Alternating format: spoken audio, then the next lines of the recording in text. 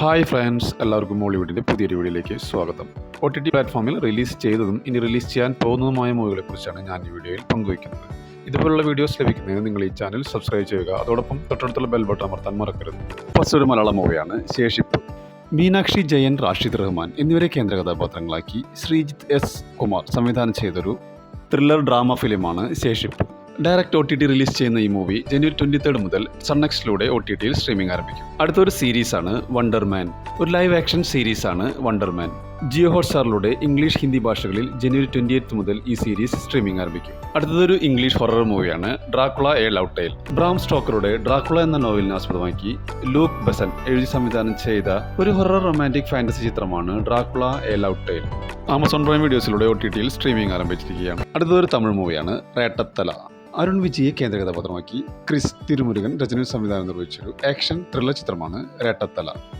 ജനുവരി 21 മുതൽ Amazon Prime videos, tent കോട്ട, short Flix എന്നീ OTT പ്ലാറ്റ്ഫോമുകൾ വഴി OTTയിൽ സ്ട്രീമിംഗ് ആരംഭിച്ചിരിക്കുകയാണ്.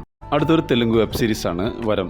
ഒരു സൂപ്പർ നാച്ചുറൽ ത്രില്ലർ ഡ്രാമ സീരീസാണ് വരം. ജിയോ ഹോട്ട്സ്റ്റാറാണ് ഈ സീരീസിന്റെ കമ്മിങ് സൂൺ പോസ്റ്റർ പുറത്തുവിട്ടിരിക്കുന്നത്. ഫെബ്രുവരി മാസം റിലീസ് ഉണ്ടാകുമെന്നാണ് റിപ്പോർട്ടുകൾ സൂചിപ്പിക്കുന്നത്. അടുത്തൊരു കൊറിയൻ സീരീസാണ് the art of Sara.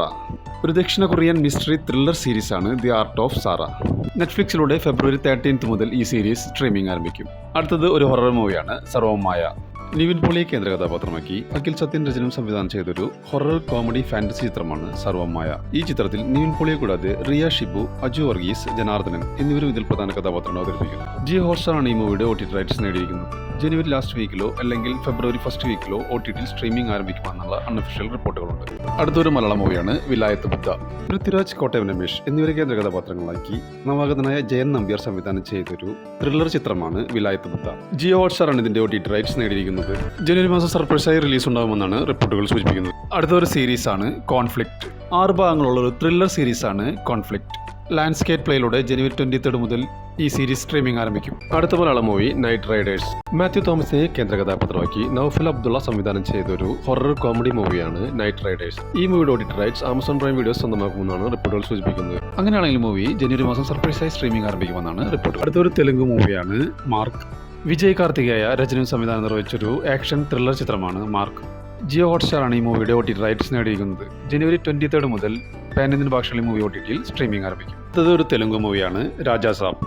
Prabhas, Malavika Mohanan എന്നിവരെ കേന്ദ്ര കഥാപാത്രങ്ങളാക്കി മാരുതി രചനയും സംവിധാനം നിർവഹിച്ചൊരു ഹൊറർ കോമഡി മൂവിയാണ് രാജാ സാബ്. ജിയോ ഹോട്ട്സ്റ്റാറാണ് ഈ മൂവിയുടെ OTT റൈറ്റ്സ് നേടിയിരിക്കുന്നത്. ഫെബ്രുവരി 20 മാർച്ച് 6 ഇടയിൽ ഈ മൂവി OTTയിൽ സ്ട്രീമിംഗ് ആരംഭിക്കുമെന്നാണ് റിപ്പോർട്ടുകൾ സൂചിപ്പിക്കുന്നത്. ഒരു മലയാളം മൂവിയാണ് ബാൾട്ടി. ഷെയും നികത്തിനെ കേന്ദ്ര കഥാപാത്രമാക്കി നവാഗതനായ ഉണ്ണി ശിവലിംഗം രചനയും സംവിധാനം നിർവഹിച്ചൊരു സ്പോർട്സ് ആക്ഷൻ ചിത്രമാണ് ബാൾട്ടി.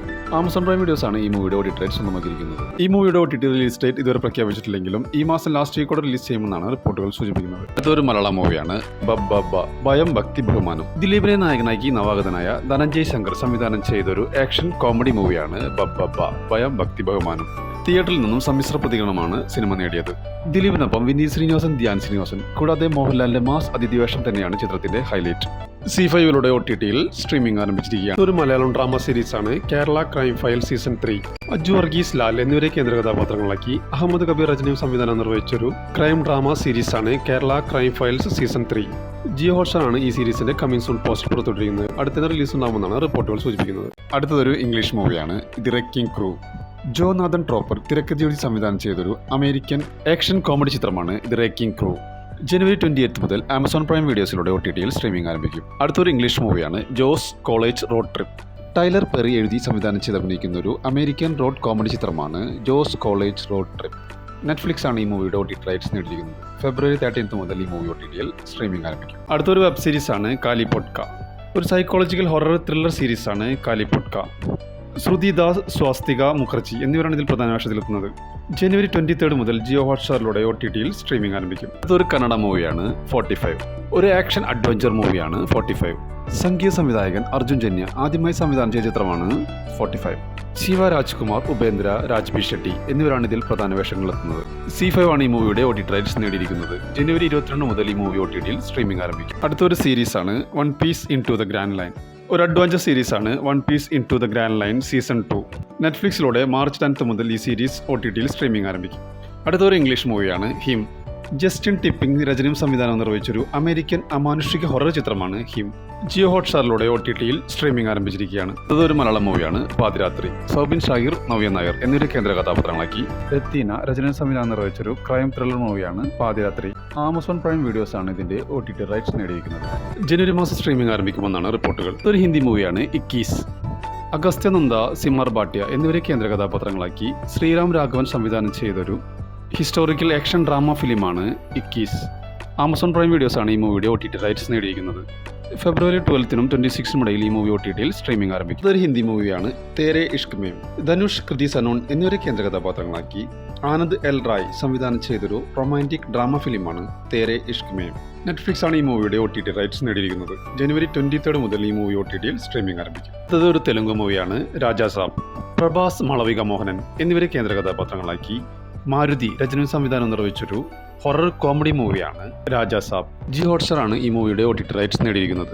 ഫെബ്രുവരി 20-നും മാർച്ച് 6-നും ഇടയിൽ ഈ മൂവി OTT-യിൽ സ്ട്രീമിംഗ് ആരംഭിക്കുമെന്നാണ് റിപ്പോർട്ടുകൾ സൂചിപ്പിക്കുന്നത്. അടുത്തൊരു ഹിന്ദി മൂവിയാണ് ദുരന്തർ.